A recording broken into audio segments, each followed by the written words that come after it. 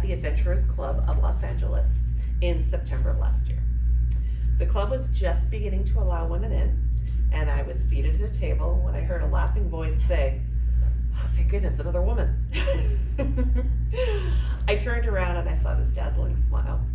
She sat at my table and we began talking like old friends. We both loved writing, adventure, travel, and more. Okay, there was a slight difference.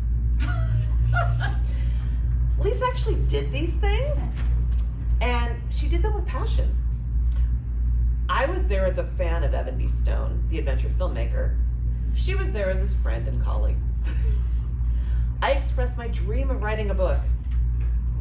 Lisa had already written Bravish to rave reviews. I was looking forward to my annual trip to Joshua Tree. Lisa had visited 100 countries. I was going to go to the library the next day to work. She was flying to Ireland. I look forward to visiting the Adventurers Club someday. She was a featured presenter 4 months later. But women lift up women, so I didn't hate her. I couldn't. She was fun and friendly and willing to share her connections with me to get my foot in the door. And I kind of wanted to be like her, to have her confidence and her fearlessness. Then I read Bravish. Lisa wasn't born with this confidence and fearlessness. She challenged herself. She fell 7 times and got up 8. And she decided to live her life on her terms. Today, I am honored to have Lisa Niver here to discuss her life, her adventures, and her award-winning book. Let's give a warm welcome to Lisa Niver. Thank you. Thank you for being here, and thank you to Teresa. I'm so honored to be at the library. For myself, I grew up going to the library, and it was one of my most favorite places to go in all my travels. I love to go to the library. At one point, I actually had 4 library cards in the United States, 4 different states, because I was traveling so much. And when I used to work on the cruise ship and into the different ports, I had a library card because I always loved books. So this is the first time I've ever spoken in a library. Yay, thank you. After all of my events. So when you invited me, I was thrilled because I love the library. So I just want to tell you a little bit about me and a little bit about my book, and then happy to take any of your questions. So I grew up in Los Angeles, and I started traveling with my family, and one of our family trips we went on a cruise in the Mediterranean, and it was like all my history books came to life. We went to the Parthenon, we went to the pyramids, we went to the Western Wall in Israel, and in school I always thought that history was very boring. But then when I was actually there, I thought, how did anyone ever make this so boring? So I think that travel really helps open up our eyes and open up our lives. And like Teresa said, I've been very fortunate to travel so many places. I did work on the cruise ships for 7 years. So I traveled extensively, and then I was backpacking for almost 3 years, mostly in Asia. So I have gotten to travel a lot of different places, and my book Bravish has a lot of the travels when I was married. So the book starts on my very worst day. That was the last day that I ever saw my ex, and things had gotten very bad between us, and he was getting more and more angry on the road and drinking more, and the abuse had gotten to a point where I had to leave. So he stayed in Asia, and I came back to the United States. So that's how the book starts. One of the things that happened when I came back to Los Angeles and got divorced is I found out that my whole life I had problems with my vision. And one of the things that happens with kids when they don't see right is they don't know. Like if right now you woke up tomorrow and you had double vision, you would know that was not right. But kids don't know. And so my whole life, everyone told me that I was very clumsy, which isn't true. I'm not clumsy, I didn't see right. So anyway, that was a big part of my book, and thinking about how we see and how we interpret things impacts us. So my eye doctor, Dr. Brodney, challenged me once I worked with him to fix my eyes to do new things. And I learned to play tennis, which was very hard. My tennis teacher, who mostly worked with children, I wanted a tennis teacher that was good with people that weren't very skilled. He said to me, you know, Lisa, I just have a question. what is it you're watching? Because it is not the ball. So there were a lot of times where I had to use the F word. And I use that a lot in traveling, which of course is flexible. I think that's what you were imagining, flexible. And I also had to think about failure as an F word, because I know for myself when I was getting divorced and talking to other people that go through divorce, that a lot of times we think we fail. And it's so mean to ourselves because sometimes things don't work out. So some people have to make a big change. For me, because I was away traveling, when I stopped being in my relationship, I came back to Los Angeles. A lot of people get divorced, but they still go to the same supermarket, or they still have the same job, or they still have the same car. But I had sold my car, my apartment, my condo was rented, I had quit my job, so I came back and I had to start over everything. So I did very much feel so challenged to restart. And so I think that's really important when people are thinking about, we've gone through so many things. For me, during September 11th, I was working for the cruise company and my company went bankrupt 7 days after September 11th. And then I came back from ending my marriage and started all over again. And then with COVID, my best month ever for working as a journalist would have been March 2020. So I started March 2020 and I was doing a lot of journalism, travel journalism, TV journalism, and I had all these great contracts. Would have been the best month of my career. March 1st, I was so excited. Between March 9th and March 13th, you might remember everything shut down. I lost every single one of them. So I was being interviewed on TV recently and they asked me to describe my career. And I said, do you remember that game, Chutes and Ladders? That's pretty much my career. Everything's going great. Everything's going terrible. So sometimes the universe just helps us restart. And whether you're starting over, all of us collectively in the global pandemic, there were so many people making pivots, job changes, people getting sick. It just made me think of all the ways we have to take baby steps together. And so after I worked so hard on my eyes, and after I actually did have a very good tennis serve. I wasn't too good at anything else in tennis, but Dr. Brodney, my eye doctor, recommended I take my new skills out on the road. So a big part of my book is these 50 challenges that I did before I turned 50 after my divorce to reinvent myself. And so they started, Teresa and I were just talking about, the challenges start very small. I always had some food issues, food sensitivities. So one of my challenges was my friend took me to lunch and I tried different kind of sushi. And so for me, that was a big deal. But it started very small. And so over the course of the 50 things, I went from very tiny things to my 50th challenge for my 50th birthday. I actually jumped out of a plane. I went skydiving. And so that was a very big arc of going from being afraid of everything to being willing to try something that a lot of people considered totally nuts. So it was really fun. But I wanted to give you some tips that have helped me. So one of the things that has really helped me is early on, right after I graduated from college, I learned to scuba dive.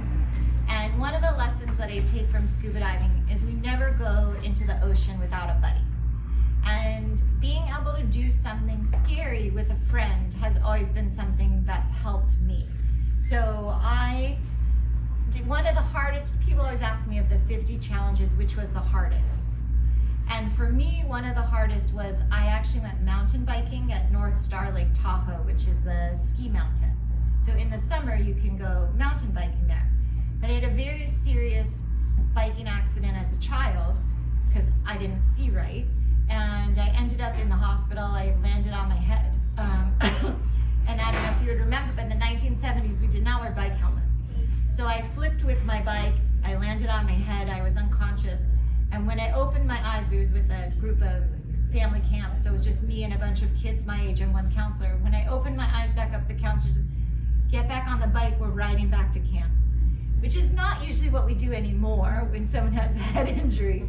But I rode back to camp, and then my parents drove me to the hospital. So I hadn't done too much biking since then, but I am a good skier, and I had done a ski story. I went to this women's ski expedition at Kirkwood. And I actually got snowed in, which is a bucket list to get snowed in at Kirkwood, because then no one else can be on the trails. So they said, oh, you're so good at this. We want you to come back in the summer and do our women's pumps and pedals. We want you to do our women's mountain biking program. I was like, oh no, I'm not coming.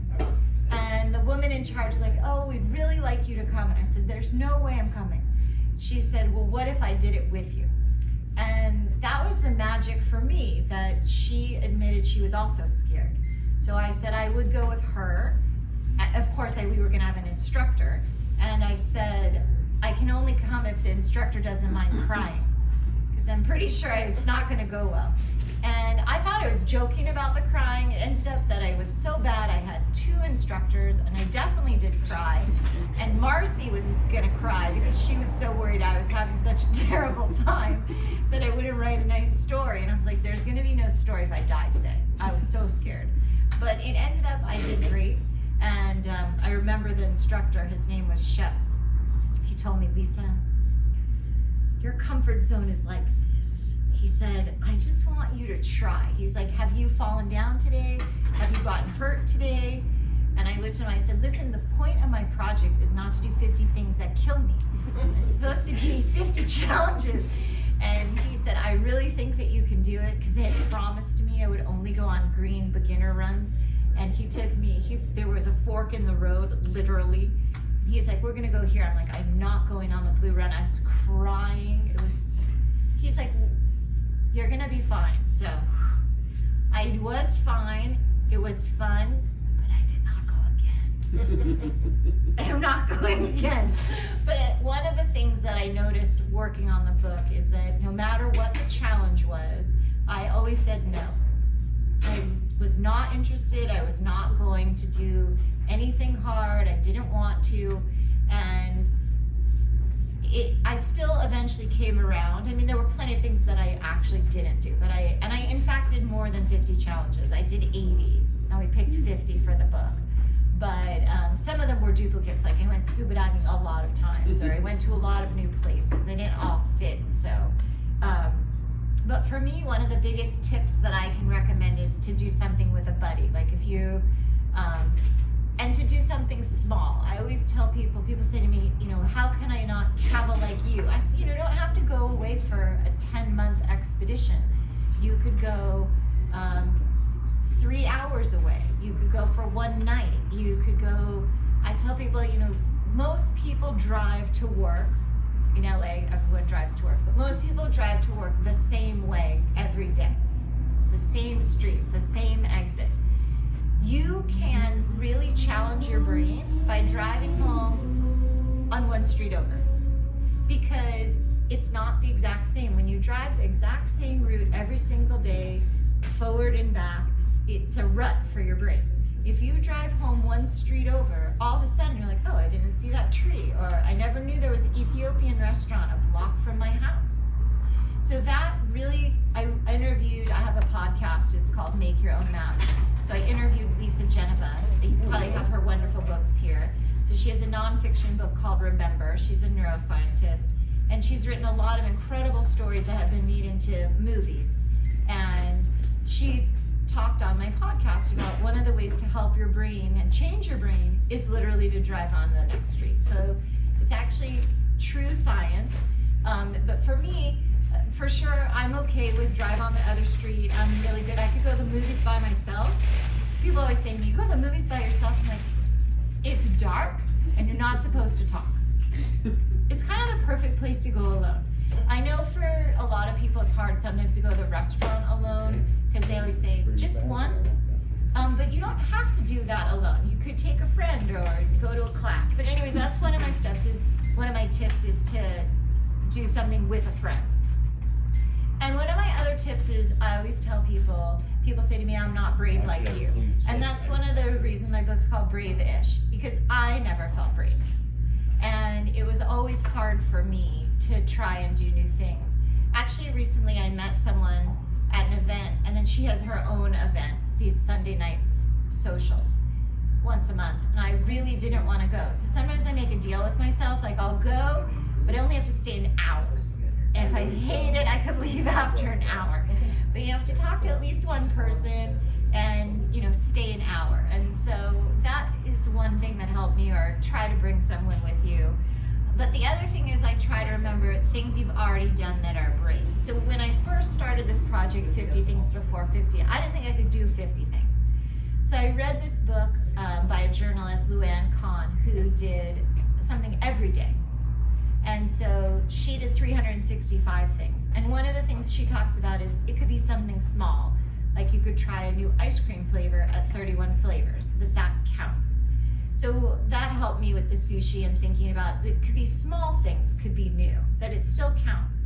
And the other thing I always tell people, if you want to start your own list, is you can count things you already have done. Like maybe you moved countries, or maybe you went to a different state for college. Maybe you started over. Maybe you won an award for skiing or basket weaving or reading the most books in the summer at the library. That the things that you've already done count. And I think it's very common we don't give ourselves enough credit for our accomplishments. And that is one thing I'm working on. I actually thought about bringing my award. I just won a Telly award.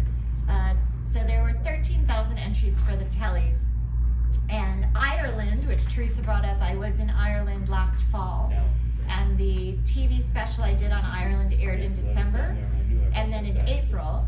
So that TV segment, because it aired twice, it's had 550 million views on TV, and it won the Telly Award, and it also won a first place award recently last month for the Southern California Journalism Awards.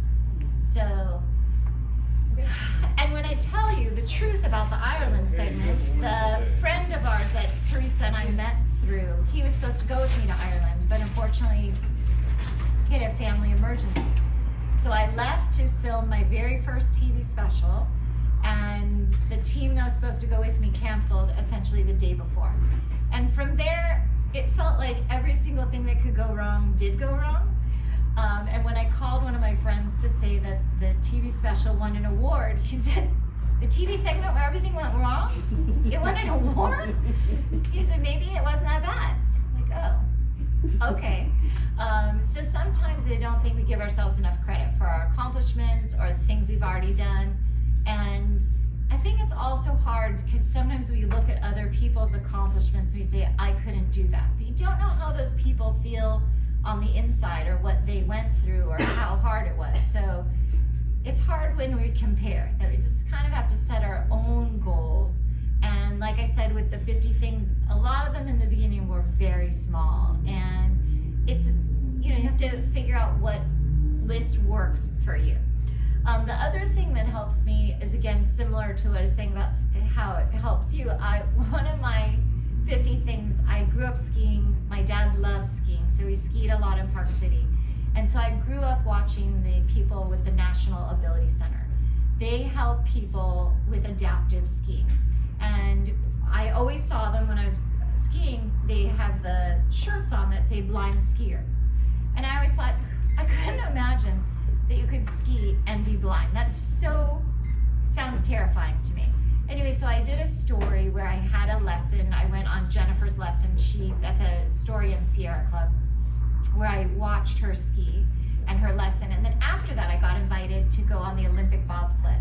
So Park City had the Olympics in 2002, and the Olympics will be there coming soon, 2034. After we have the Olympics 2028, and then they'll be in Park City and Salt Lake City in 2034. So the Olympic bobsled is there, and now it's a tourist attraction. So there's only 2 bobsleds in the world where civilians can ride. And so I was invited after I was skiing to go the bobsled. So I was in the Uber from the Park City Mountain over to the Olympic Park, and I was talking to the Uber driver, and I was like, you know what, I'm gonna cancel. I don't wanna go, it's too scary, I'm afraid. And my Uber driver, who was former military, said, oh, Lisa, you skied all day with a lady who's blind and you won't go on a tourist attraction of the bobsled? And I was like, okay, well, I'm going now. And I was so afraid, and I did it, and it was really fun. It is a kind of crazy ride. It's very fast, when I give this talk and I have a screen, I show the bobsled, but if you go on my YouTube channel or my social media, you could find the bobsled. It is really fast. So you go a driver and 3 passengers in the bobsled, or 4. So it's a lot of G's of force. You have to hold on. And I just try to remember for myself, one of my other tips is that you remember that everyone is afraid of something. My whole life I thought that there were people that were either afraid, like me, or not afraid, like the guy that drives the bobsled. Because what he said to me was, sit down, Lisa. You have to sit down. I was like, I'm not sitting down. I'm going to die. He's like, you're not going to die. I've done this 3,000 times, but you have to sit down. And I said to him, my mom's going to be really upset if I come back dead. Sit down.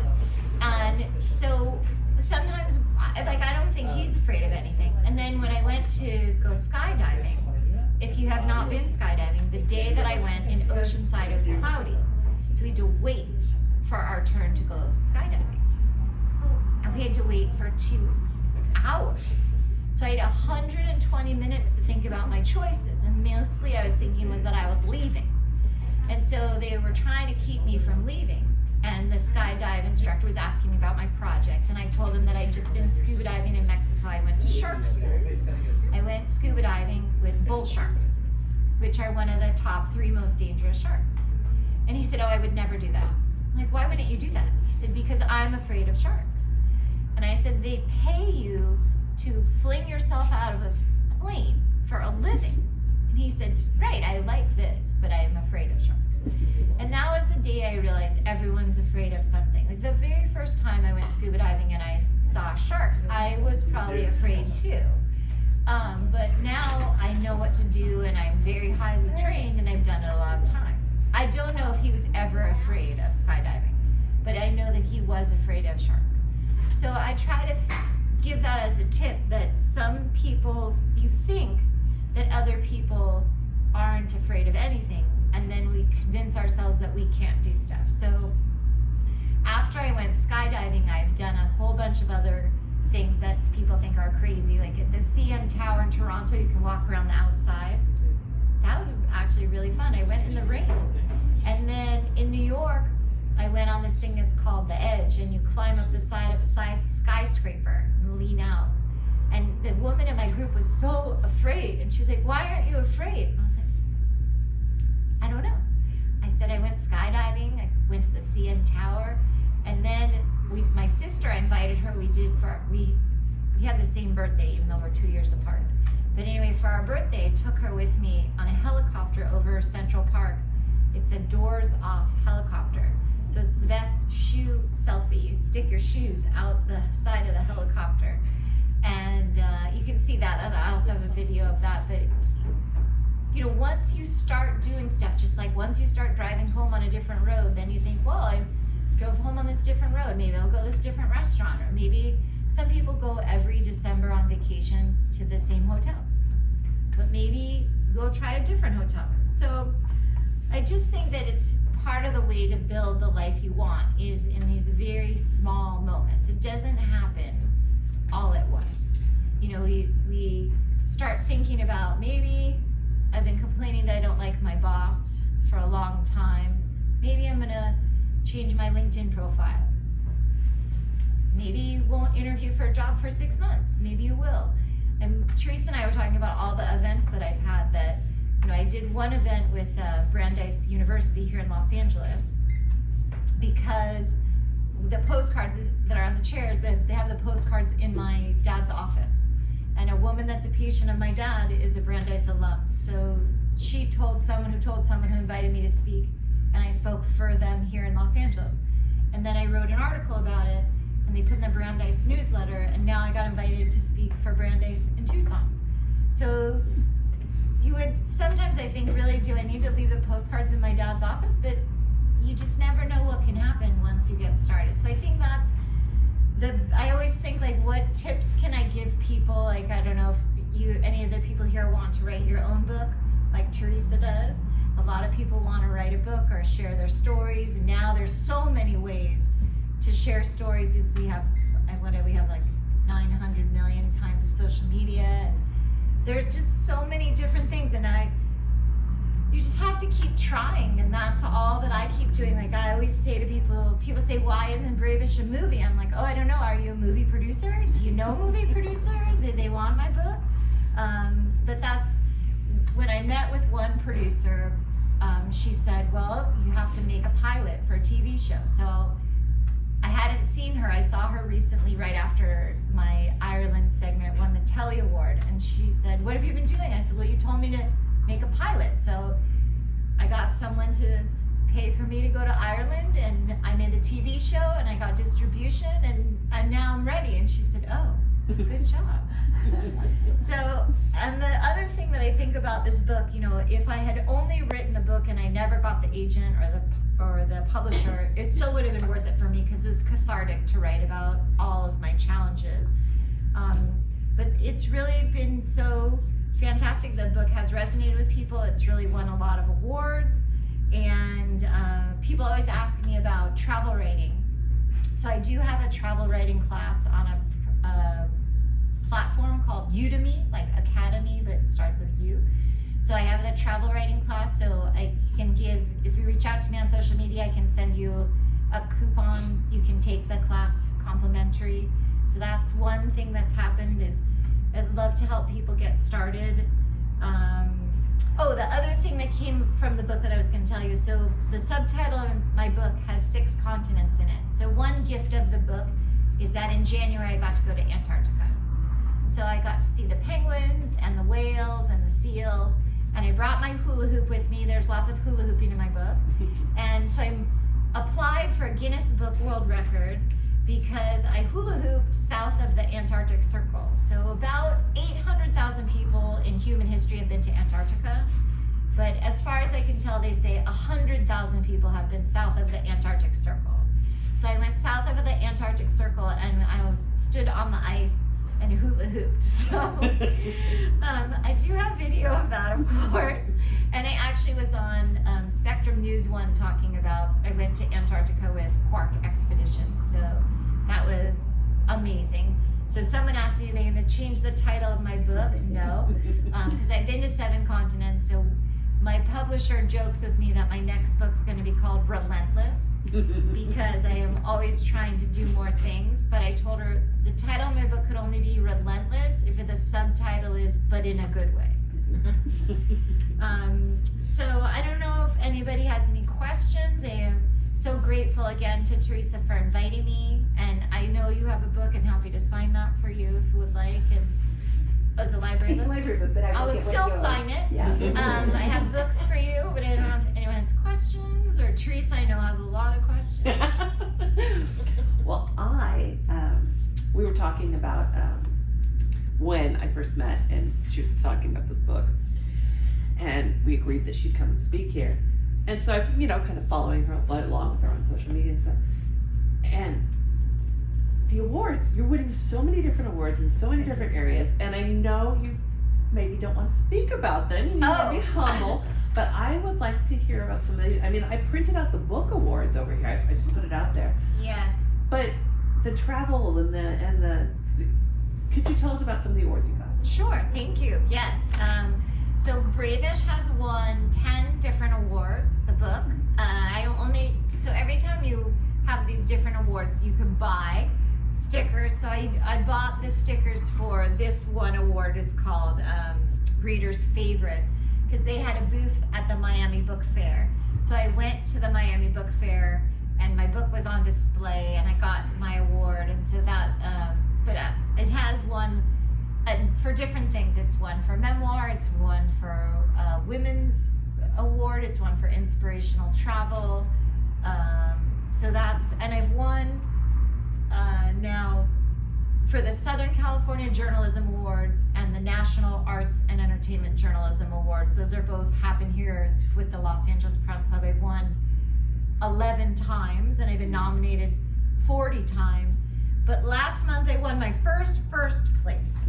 So that was very exciting. So that's, and then the Telly Award, I just got my statue.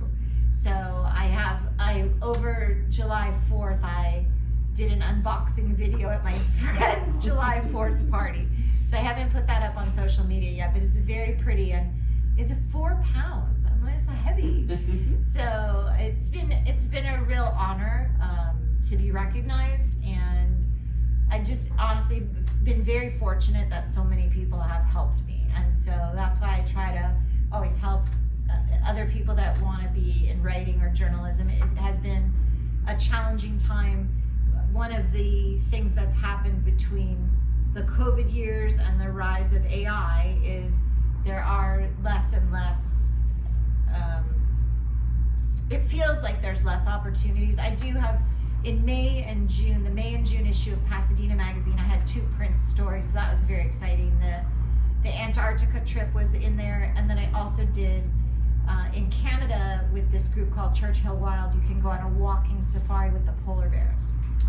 So that was amazing. So I've gone with them twice. The first time I saw polar bears and wolves, and then last year I went and I saw the polar bears and the beluga whales. And I was able to do a polar plunge near the beluga whales. So I did a polar plunge in Canada, and then I did a polar plunge in Antarctica. So that's my second Guinness Book World Record attempt I'm waiting for, is that I did a polar plunge in the North and the South Pole within 6 months. So it turns out that Guinness Book of World Records is a slow process. So it should go through. I just don't know how long it will take. And I encourage anybody to ask any questions they have, whether about aspects of the book, about Lisa's life. One of the questions I asked, but I think it would be of interest to the group too, is were any of the names changed in your book? Oh, that's a very good question. Yes. So one of the things when I first started writing the book, people always say, as long as you tell the truth, it's okay. You can say anything you want. That's not true. That's not true. So a number of the names in the book were changed. My ex's name is for sure changed, and some of the details were changed about him. But then I have a bunch of friends who they don't like social media and they don't like to be very public. So I changed a lot of my friends' names. And I had a couple friends, I changed their name. And one of them was like, "Why did you change my name?" Oh, you just can't win with people. And then one of my friends, her first name's with a J and her last name's with a Z. So I changed her name in the book. Her name, I think, is Zoe, and then her last name starts with a J. And so whenever I'm out with people, she's like, "Oh, I'm in Lisa's book. My name's Zoe." I'm like, if you tell everyone that it's you, I don't see how that helps. But yeah, it's a funny thing about writing about memoir, about writing real people.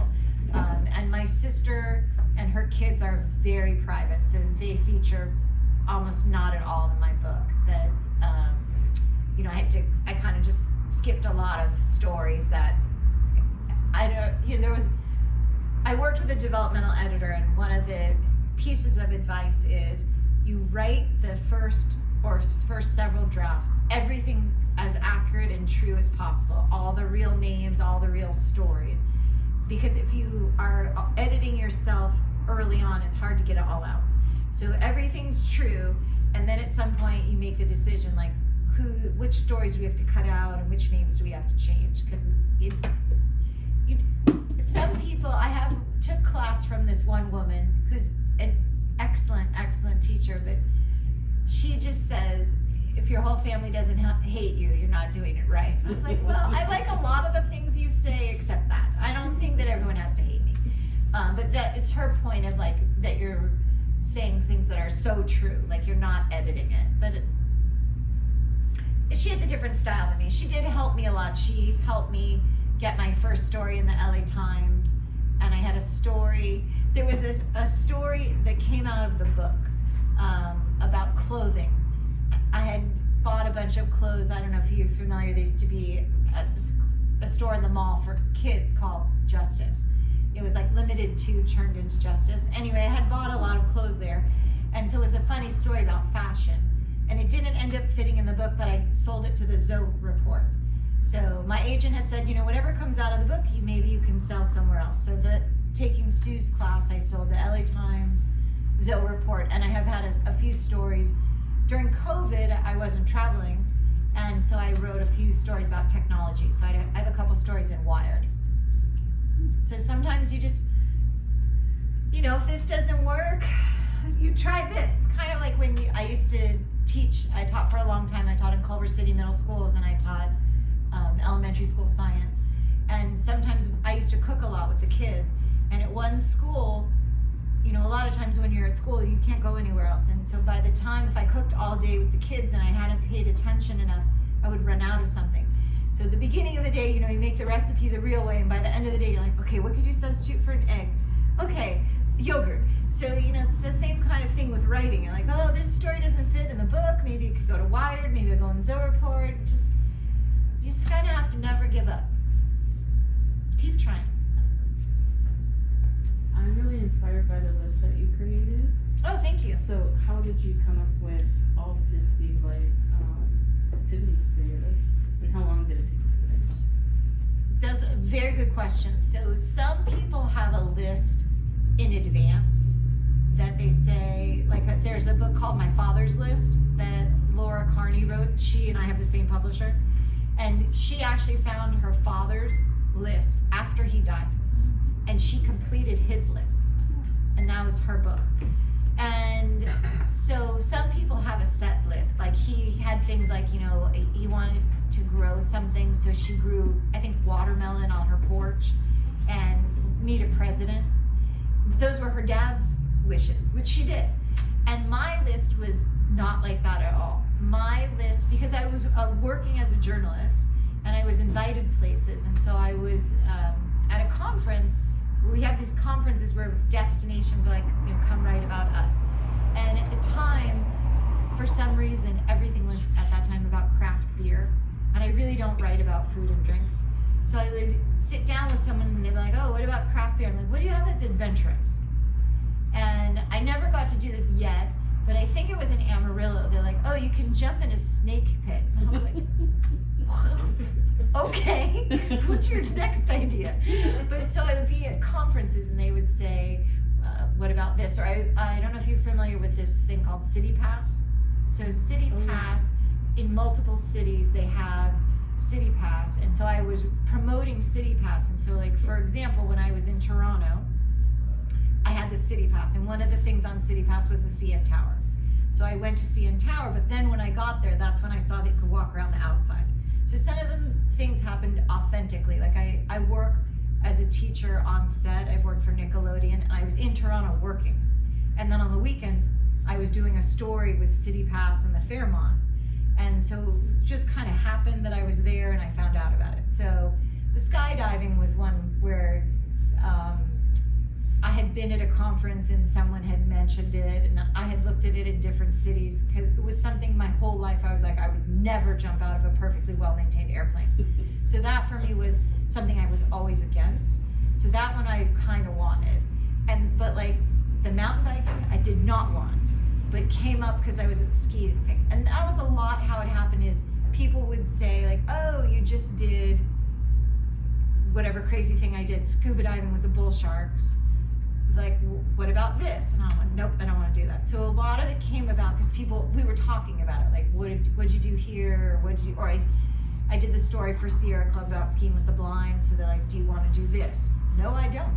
Do you not want to go on the bobsled? I'm like, yeah, you do.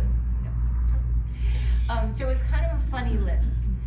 One of the things with selling the book, if your list is every woman should do these 50 things before she's 50, that's a different book. Then it can just be like a list. But because my list had things like one place in Aruba, I played this beach tennis game, which came up because I had taken the tennis lessons and the problems with my eyes. And we were in Aruba for a different reason, but it turned out one of the journalists was a former, of course, NCAA tennis pro. He was like, I'll play beach tennis with you. I'm like, oh great, you're my perfect partner, thanks. You're so good. And so we played, my side had doubles. One of the other journalists, another guy, he and I played against the guy who was really good. We still lost, but it was at least more fun. So a lot of them just kind of came about because I was talking to people and saying mostly saying I would do that. And then getting convinced that maybe it wouldn't be so terrible. And there were certain things like I had gone to college in Philadelphia, and then I actually moved to San Francisco to go to medical school. And then I dropped out and I learned to scuba dive and make art. I did ceramics. So at one point I was in ceramics here in LA, and I've been talking about maybe I always said maybe I'm gonna do this thing, 50 things before 50. I'll do one. Anyway, so the woman that owned my ceramics studio, she said, I think you should do a pop party. I was like, oh, Tawny, you know I don't do drugs. She goes, that's why it's funny, because everyone that knows you knows it means art, not. Anyway, so she challenged me, could I make 50 pieces and then do my own solo art show? And I said, no, I can't. Turns out I could. And then she challenged me, I always used the same glazes because those are the ones I liked. And she said, here, I'm gonna give you some combinations, I want you to do these. I'm like, well, I don't like those. She goes, they're not for you. So it turned out I had a lot of angels helping me, like, convincing me, because otherwise I'd probably just stay in my own house and go to the library and read books. So it came about, or one of the things was, because I'd worked on the cruise ship so long, I had been to a lot of countries, but I hadn't really counted. So one of my friends said, how many is it? And it turned out I was close to 100. So because I worked on the cruise ship, mostly I've been to ports near the water. So a friend said you should investigate landlocked countries, because you haven't been there, because you couldn't get there on the boat. So I ended up going, in Italy, there's actually 2 countries. The Vatican is its own country, and San Marino is another country. So I was in Europe to go to a conference in Ireland, and it was very easy a friend of mine from ships lived in Italy, and so I flew. I was on one trip, it's a part of the book, I was in Monaco for the Formula E, the electric cars. I went to Scotland for the first time because that was one of my countries, and then I went to San Marino. So I was flying all around and taking the train and taking the bus, and I never thought that I wanted to do that. But I tried really hard to be open to listen to suggestions. People gave me a lot of suggestions. You can do it. Yeah, I'm gonna start small. I like the idea of just like trying a new ice cream flavor, because that is big. You get it into like a pattern of the sameness. So I think that's good. It is good, and you never know. You're like, oh, would I like lavender ice cream? I think no, but maybe. Yeah. And then you never know. Or then you start up a conversation in line, because you can say to someone else, what's your favorite ice cream? And then who knows? Maybe they're your new friend. They're gonna go with you on the bobsled. Any other questions? Any other questions? With all your locations and adventures, it seems like you could write fiction. Do you write fiction at all, and why or why not? Oh. See, this is how my list happened. I have not written fiction. I did have one agent. When I went to New York and I met with a few different agents, and this one agent was trying to convince me to turn this book, my memoir, into fiction, because she was better at selling fiction and she wanted me to be on her roster. And I was like, I'm not making my memoir into fiction for you, but it is a good suggestion. I haven't done it, but maybe. I have a lot of author friends now. That's one of the things. Before I was writing the book, I was really good about getting new friends that are authors, because you need a team of like, well, maybe your agent will be my agent, or maybe your agent will be my agent, or maybe your agent's. Anyway, so a lot of those people write fiction that I know them. And fiction, it's a good suggestion. I haven't done it. Maybe. Who knows? So her name's Sylvia. Sylvia. And when you write fiction, acknowledgement Yes. to Sylvia, who challenged me. Yes, or maybe my character will be named Sylvia.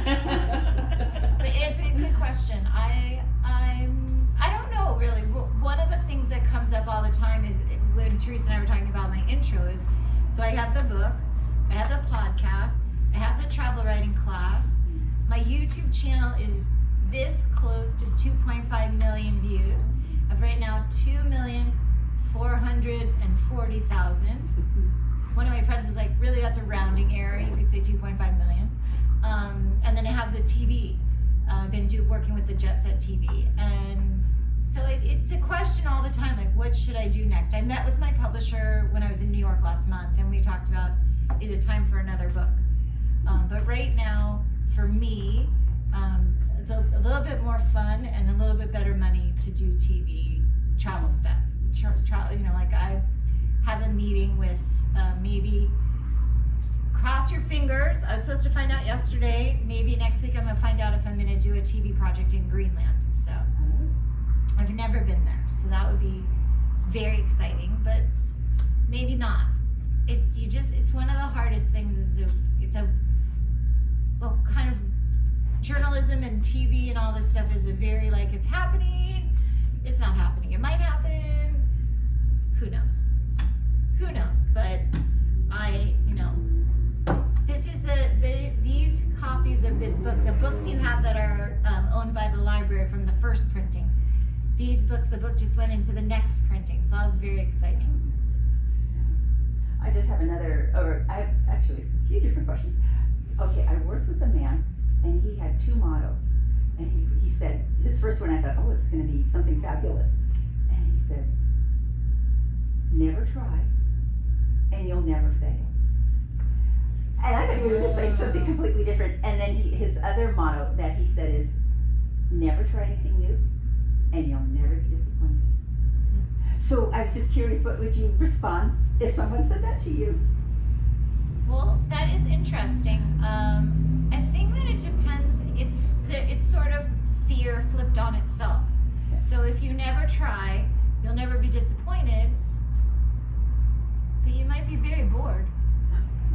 And I think, one of the things I always tell people about trying new things, so I said I used to teach science, and I also taught preschool for a long time. So I think about this with babies. So, there's a baby, and they're crawling. And they crawl up on your legs or on the chair, and they take one step, and they fall down. Do you look at the baby and say, that was so terrible, you were never gonna walk? No, we never say that. We're like, oh, you're so cute, you took a step, we're so proud of you. And we put it on video. Like, people film like a minute of video, the kid takes one step, and we're so excited. But for ourselves, we start a new job and we go on the first day and we don't know where to sit and we can't find the bathroom. It's like being back in third grade lunch and no one will sit at your table. And we're like, oh my God, this job's a disaster. I should never have switched. So sometimes we're not very kind and gentle with ourselves. So I think that it's true. If you never try, you'll never be disappointed, but nothing will ever happen. Like, imagine the baby never tried to take the first step.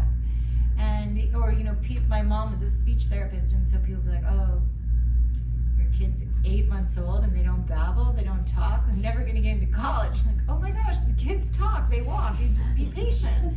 But for ourselves, we're so impatient, and I think that's important to just be just a little bit kinder, gentle, and it's true.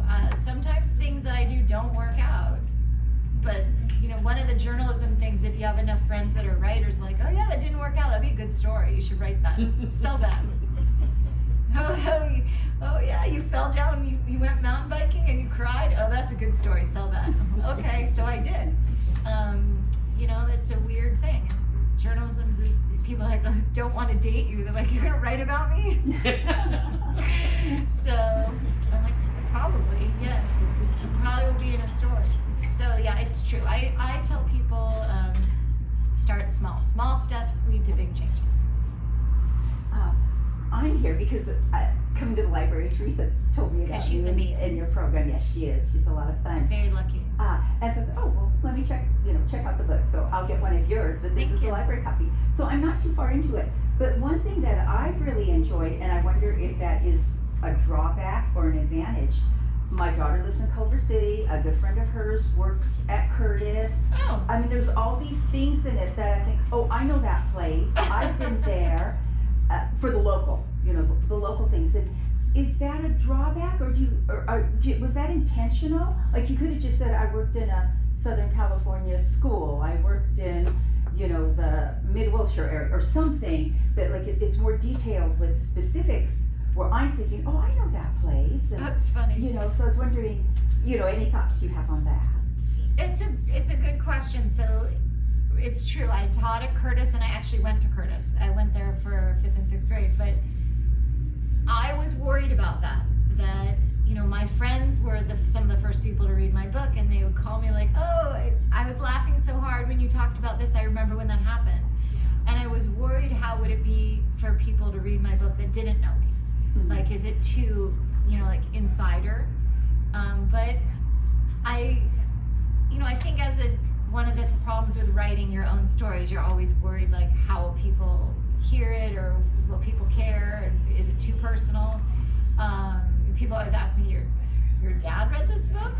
Yes, my dad read this book.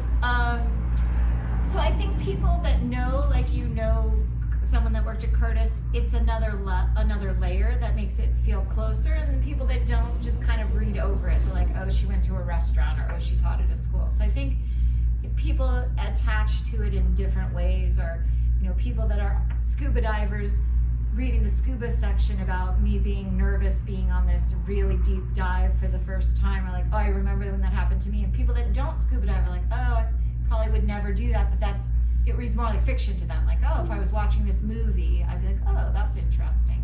So I think, you know, people attach to different parts. Like, I'm always amazed when someone's reading my book and they'll call me and they'll tell me the part they really liked, and I'm like, okay, I thought you might comment on this, but, you know, there's a lot in it, so it's, but yeah, that's funny.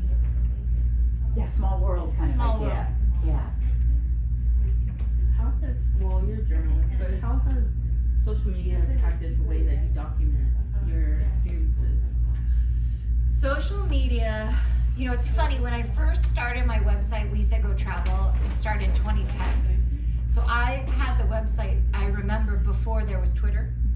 And I remember being out to dinner and this woman telling me, oh, you have to go on this thing called Twitter. And I was like, do I?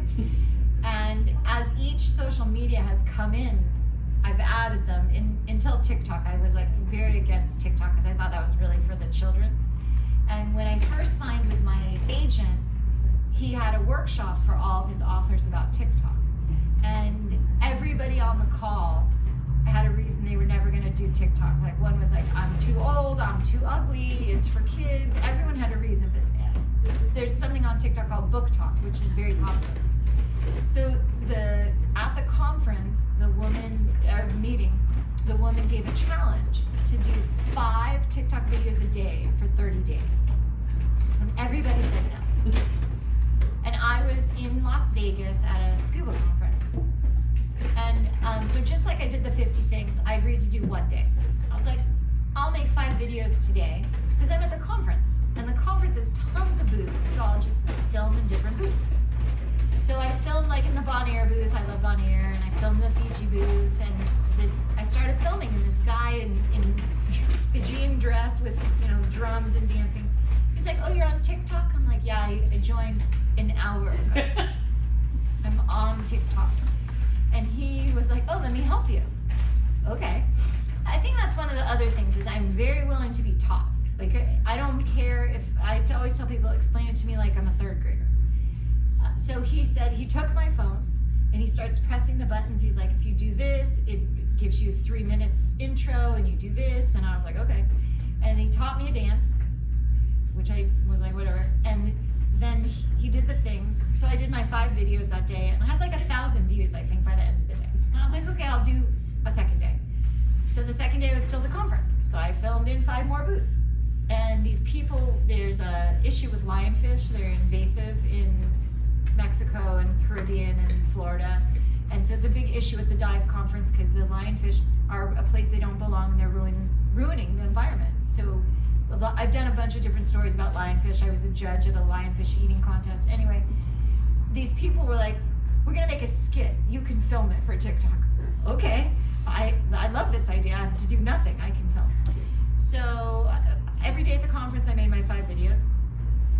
I did my 30 days. In fact, I did 90 days of 5 videos a day. It's a lot of videos because I'm not 12. And I interviewed my friend's daughter, and she told me, "Oh, Lisa, stop being so professional in your videos. You need to be more fun." I'm like, great, thanks. Any more critique? Yeah, be more fun. Anyway, so at the end of 90 days, that's when I signed the deal for the publisher. So yes, social media is very important. It's hard to know which one's important. I put my videos up on everything. I'm on Facebook, Instagram, TikTok. I count YouTube as a social media, Twitter or X, Pinterest. Pinterest is one of my biggest. I have 3 million views a year on Pinterest. Oh, Yeah, who I thought it knew? was kind of fading, so I guess not. Who knew? Yeah. And I count LinkedIn as a social media. I put all my videos on LinkedIn. LinkedIn's doing a lot more with video, and I have about over 10,000 connections on LinkedIn. And so you just never know. Like sometimes I'll put something up on Instagram, it has no views, but on LinkedIn it has a lot of comments. Or sometimes on YouTube, there was a while that YouTube, you couldn't do vertical, but now YouTube has shorts because YouTube wants what TikTok has and Instagram has reels. Like they're all fighting for the same space. And there was for a while people were like, you can't put the same thing on multiple platforms. Watch me. Like, you should do something different. I'm like, I'm sorry, you've met my whole team. This is the team. The team is tired. So I think social media is very important for authors. Since, now it's, I believe, about 653 days since October 7th, coming up on 2 years that we've had so many people taken hostage in Gaza from Israel, and it's been very hard to be a Jewish author. A lot of my friends have had their book events canceled, and different conferences. I was at a conference at the Miami Book Fair. We had 10 security people in the room with us for a book called On Being Jewish Now, and it was very tense in there. It was really uncomfortable and so sad to all of us because the book's amazing. But my book came out September 19th in 2023, and so the worst atrocities that happened, that was October 7th, almost 2 years ago now, was right after my book came out. So it's just been this whole challenge on social media. I get a lot of hate on my social media for being Jewish, or if I post anything about that. So that's been a balance also of how do you manage, being an author and being out there and being safe. And so social media is very important, but it is messy, super messy. And it's so thirsty. There's they always, always wants content. There's always comments. You have to find a balance. So that's why it's hard to figure out, what are you going to put on your list? What are you going to put on your social media? What am I going to do today? I love my editor at Pasadena Magazine. My print articles look amazing. I sat next to her last month at the awards. I won first place. She won first place the next day. She posted on social media, I am no longer the editor. I'm like, no. So next week I have a call with them. My friend told them they should hire me. So who knows? We'll see. I don't think that's going to happen because I don't live in Pasadena. So you just have to have a lot of irons in the fire. Amber is the one who, I also didn't think I wanted to do TikTok at all. And she came to a library program and put together this little thing, while we're talking, she was filming little things, and it was it looked amazing. Good job, Amber. And so I thought, she was telling me it would be a great place to promote the library. So it's been at the back of my mind, and then I was talking to Lisa about, what are you using? And she said, I use TikTok. And she was showing me how to use it. So I'm like, the two of you have now brought me into TikTok, so thank you both. Yeah, so now you guys are going to be TikTok stars, and Sylvie and I are writing fiction. Yes. All right, are there any other questions?